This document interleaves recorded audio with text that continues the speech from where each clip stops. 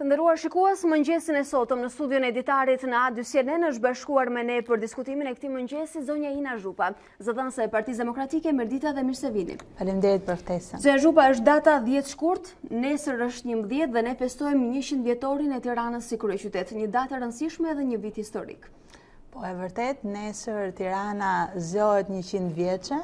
Por vërtet është një qytet i të rinjve dhe është një qytet që mbledh të gjithë shqiptarët, duan apo s'duan, do të vinë këtu për qoftë edhe për të kryer procedurat ndryshme dhe për ta jetuar qytetin e Tiranës.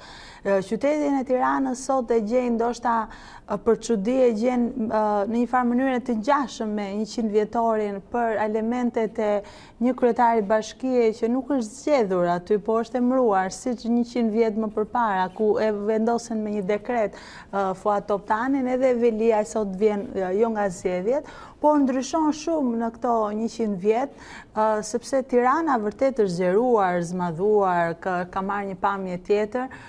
Sot janë munduar, Bashkia e Tiranës është munduar që të organizohë një farë ceremonie për 100 vjetorin. Dhe ajo që shquhet në fakt është që ata vazhdojnë në mënyrën se si kanë qeverisur këto 5 vjet. Pra i kanë dhënë dy damka Tiranës, një e keqmenazhuar dhe 2 e vjedhur. Pse i them këto dhe për këtë 100 vjetor?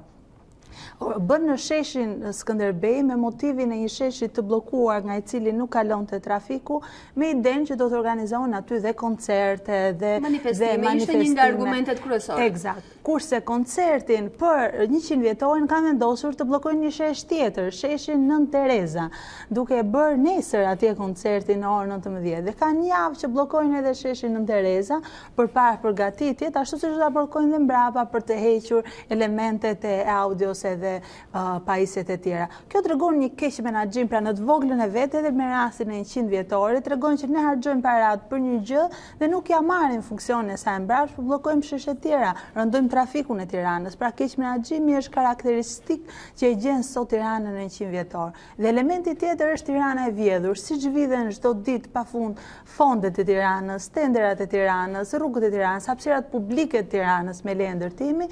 Në 100 vjetor në mënyrë simbolike janë vjedhur logoja 100 vjetorit, i është marrë truman, pra një logo e vjedhur, dhe kënga për 100 vjetor që u mor Londrës, pra një këngë e vjedhur. Dua të bëj një ndërhyrje të vogël. Unë kam parë një njoftim të kryetarit të bashkisë në kohën kur po përzgjidhej logoja, i cili njoftonte se ishim në limitet e afatit për të dërguar secili prej nesh propozimet tona. Po, edhe kur bëjnë tender, kështu e bëjnë një thirrje të hapur, secili mund të çojë, por në fund e kanë vendosur dhe kush do fitojë dhe janë përgati edhe videot. Po më thoni se edhe kur flasim për logon janë tendera formal.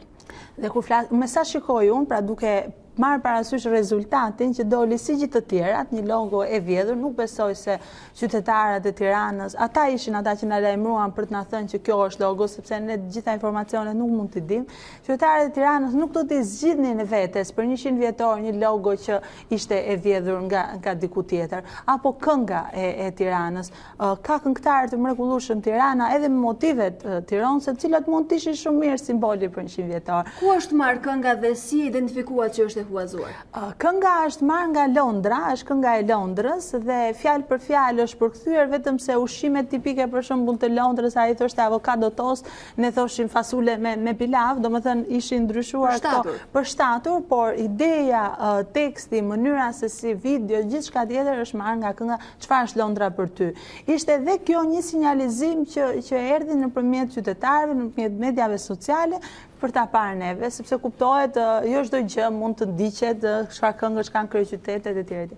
Por janë qytetarët, janë shumë të ndjeshëm në këtë pjesën se si po e festojnë 100 vjetorin. Ndërkohë që nuk ka asgjë, për shembull, që me rastin e 100 vjetorit, Erion Velia të tillë deklaronte që do ruajmë historinë, kulturën e Tiranës, monumentet kulturore. Prandaj do doja t'ju pyesja, si e mendoni, si do e kishit ideuar ndryshe të ishte një 100 vjetor i denj për kryeqytetin? Po, për shembull, nëse do të ishte 100 vjetor dhe unë do të kisha ndorë që të merja vendime për këtë 100 vjetor e para, nuk duhet prekur trashëgimia kulturore historike e Tiranës. Dhe gjëja e parë që do t'i thua është Teatrin Kombëtar, hajta rinovojmë bashkë dhe ta ruajmë ashtu siç është. I bën letër Europa Nostra dhe i thot hajta ruajmë bashkë dhe këta i thonë jo, nuk duam ta ruajmë. Sepse për koincidencë ky 100 vjetor e gjen pezull çështjen e Teatrit Kombëtar. Dhe do ishte festimi më i bukur që këta të tërhiqeshin nga ajo gjë që kanë bërë 2 vjet rezistencë, aleanca e teatrit të tërhiqen dhe thoshin për këtë 100 vjetor ne do të dedurojmë Tiranës teatrin që meriton historinë e vet, se ajo është historia e Tiranës. Për këtë 100 vjetor duhet të ruajmë cirkun e Tiranës, ta rinovojmë, duhet të ruajmë muzeun, pra duhet t'i kthehemi atyre që e identifikojnë 100 vjet Tiranë, nuk e identifikojnë kullat, e identifikojnë pikërisht këto monumente kulturore, historike të trashëgimisë që ka Tirana. Për këtë 100 vjetor duhet tritur personalitetet e Tiranës, tiranësit e vjetër, ata që kanë bërë historinë e Tiranës, ku janë ata? Pse nuk i begenis Tirana? Pra pse vetëm kur vjen një artist i huaj që vjen për 3 orë në Shqipëri, japim Chelsin e Tiranës, bëjmë gjithatë eventi, bëjmë fanella etj. A mos ndoshta duhet presim manifestimin e nesërm që është paralajmëruar për pasdite, apo i dim emrat që janë të evidentuar për aty? Me sa dim, pra njoftimet publike se gjithçka, me sa dim aty është një koncert i madh, festiv me këngëtarë shumë të mirë të Tiranës, në fakt është e vërtet, por është ka edhe një fjalim i kryetarit bashkisë, nuk e di nëse do fusin në agjendë edhe kryeministrin. Pra po më thoni se personalitetet që meritonin ta gëzonin këtë ditë mungojnë aty. Mungojnë. Të paktën në listën publike. Të paktën në listën publike dhe të paktën në eventet që duhet dishin bërë paraprakisht, pra mos lënë çdo gjë në orën 19 në shesh ku edhe njerëzit kanë ardhur për koncert dhe ti nuk mund t'i mbash aty me fjalime etj me historinë e Tiranës. Gjërat duhet organizuar sipas tipologjisë vet dhe nderimet bëhen në vendin e dur dhe nuk bëhen në shesh, në koncert kur njerëzit kanë ardhur për të festuar.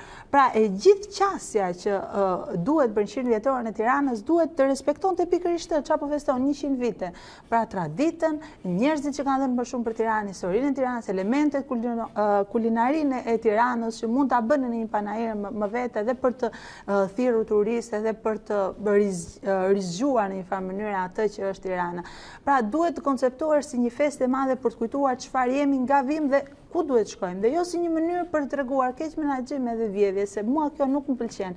Me gjithë mënyrën e mirë që dua ta shikoj se 100 vjetori, dua ta shikoj që hajt po bëjnë diçka etj, dua të bashkohemi në këtë 100 vjetor, nuk e shikoj dot sepse unë nuk bashkohem dot as me keqmenazhimin dhe as me vjedhjen. Megjithatë, kryebashkiaku është zotuar se do të jetë një vit i plot feste ky 100 vjetor dhe na mbetet shohim provat e çdo dite, duke nisur me festën nesër. Po, e vërtet, por ajo që mua më dhëm më shumë është që kryebashkiaku do të bishte mirë të zotoj që nuk do të vinte të paktën në këtë 100 vjetor ose do të bënte disa rregulla më të mira për qytetarët dhe mjafton do ishte mënyra më e mirë për të festuar për Tiranë, të kurseni. Do të them një gjë, vendimi i fundit i Bashkisë Tiranës edhe kjo si nënë e re e kuptoj më ndryshe tani, ndoshta më para nuk do isha kaq sensibël, ishte që të hiqte 50.000 lekëshin që jepte bonus familjeve. Bonusi për foshnjat e sapolindur. Foshnjat e sapolindur dhe të dhuronte me idenë një shporte që do ta hedhin tender dhe do ta marrë një X produkt. Ne e dim se si funksionojnë tender. Por poshtë kësaj që nuk do jepet më 50.000 lekë dhe do jepet një sport që kam bindjen që vlerë do ta ketë më pak. Kjo sport nuk është e domosdoshme për familjet. Unë kam më mirë një 50.000 lekë e përdor aty ku kam nevojë dhe fëmistim, sesa një kukull që ma zgjedh bashkia se mund të madhurojnë njerëzit e afërt. Megjithatë, ju jeni një nënë e re, e morët këtë bonusin e bashkisë? Po, e mora. E mora bonusin e bashkisë. Pra bonusi ka funksionuar. E mora unë bonusin e bashkisë sepse shkoj dhe i ndjek dhe mendoj që ato janë parat e mia.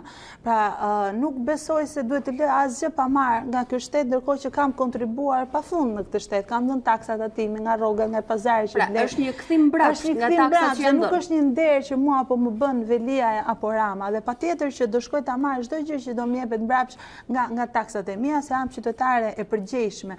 Por më vjen keq që nënat e tjera që do të lindin do të japin diçka që ndoshta s'do e përdori kur.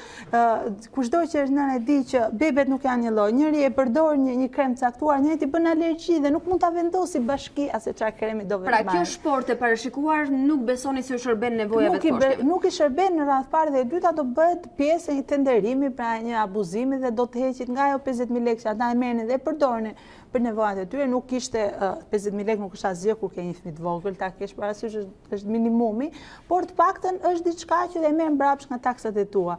Dhe këtu unë shikoj përsëri atë keqmenazhimin. Bëni veprime të vogla që i shërbejnë qytetarëve, e festojnë më mirë 100 vjetorin sesa festat mëdha, të cilat nuk i shërbejnë në fund të ditës qytetarëve. Le të rikthehemi edhe për pak minuta Partisë Demokratike. Ju jeni pjesë e zyrës së shtypit në selin blu.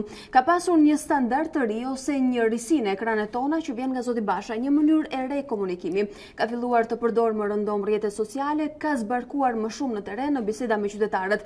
A është kjo diçka e re apo po i jepet zë më shumë sepse shpesh tingëllon ose të krijon përshtypjen sikur është në një fushatë elektorale në vijimësi e sipër?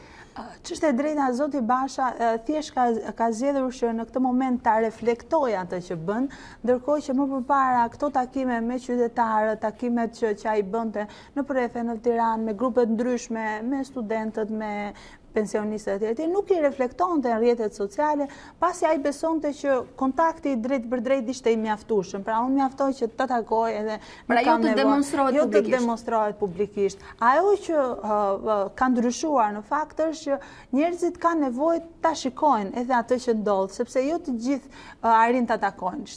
Jo gjithë shqiptarët mund të arrin ta takojnë zotin Basha, por ata që takojnë të paktën të jenë në një mënyrë përfaqësuesit e atij brezi apo asë kategorie e tjere, dhe është mirë kur bën sidomos lidhjet live Facebook, kur çdo mund të futet dhe të bëj pyetjen e vet, kur takon njerëz dhe i reflekton ato takime për të marrë edhe komentet mbrapsht, sepse ne thash nuk mund të njohim këdo, nuk mund të flasim me këdo, mundohemi të flasim me sa më shumë veta. Dhe kjo është një qasje, ndërkohë që ti ke një kryeministër që nuk pyet askënd, nuk dëgjon askënd. Në fakt që kryeministri ka bisedat e veta interaktive në Facebook. Po, por nuk dëgjon njerëzit. Pra kur bën takimet, ajo që ndryshon nga zoti Basha është që kur kryeministri bën takimet, blindohet qyteti, shkon me helikopter, nuk del dot në terren. Kur e keni parë vizitën e fundit të Ramës nëpër qytet? Nuk do ta shihni dot sepse po të dalë nëpër qytet nuk do të marrë afeksionin e dur dhe nuk do të marrë atë feedbackun e dur nga qytetarët. Ata ishin para pak ditësh në Fier dhe ikën me vrap nga Afrika e naftëtarëve atje dhe nuk ndaluan. Kurse zoti Basha del lirë në qytet, shkon me makinë, ecën me këmbë, shkon në kafe, pra është një njeri i mirë pritur nga qytetarët. Në këtë rast dua t'ju pyes, nga ky akses i ri që zoti Basha ka me qytetarët ose që e bën më publik dhe interaktiv, a ka një lloj impresioni tek ata dhe tek zoti Basha, sepse duhet të ketë një lloj refleksioni nga të dyja palët. Është e vërtet. Unë për vete do të flas për një kategori që e njoh shumë mirë, që janë studentët. Dhe studentët kur e takojnë zotin Basha, janë studentë të cilët nuk kanë lidhje fare me pjesën partijake, studentë të cilë studion. Apolitik, pra nuk është janë të forumit apo dhe vinë atje me një dëshirë, po e takojnë zotin Basha në forumet ndryshme dhe në për fakultete, dhe kur dalin kanë impresione të ndryshme sepse media ndonjëherë është shumë selektive në mesazhin që jep 2 minuta atë që do vetë, atë që bën lajm. Ndërkohë që programi i partisë është më i madh, aftësitë e zotit Basha për treguar personalitetin e tij, shkollimin e tij, atë që ai ofron, janë shumë të ndaja se që mund të preki një emision televiziv, sado më i gjatë i qoftë në Shqipëri është 1 orë e gjysmë. Dhe vërtet ata dalin shumë të kënaqur, dalin me pyetje të reja dhe unë them që është gjëja më e mirë që zoti Basha po bën në takimi individualisht dhe takimi në grupe të vogla të qytetarëve në mënyrë që ata vërtet ta njohin nga afër. Ndoshta do të ishte një formulë e pranueshme për çdo lider. Po, besoj se liderët është mirë që të dëgjojnë qytetarët dhe pastaj të marrin vendime. Dhe unë besoj që zoti Basha do ta vazhdojë këtë dhe kur të jetë kryeminist, se ky është çelësi i suksesit, të dëgjosh, të reflektosh dhe të bësh atë që i shërben më shumë qytetarëve. Urojmë të jetë kështu, ju falenderoj që ishit këtë mëngjes. Faleminderit shumë për ftesën, ishte kënaqësi.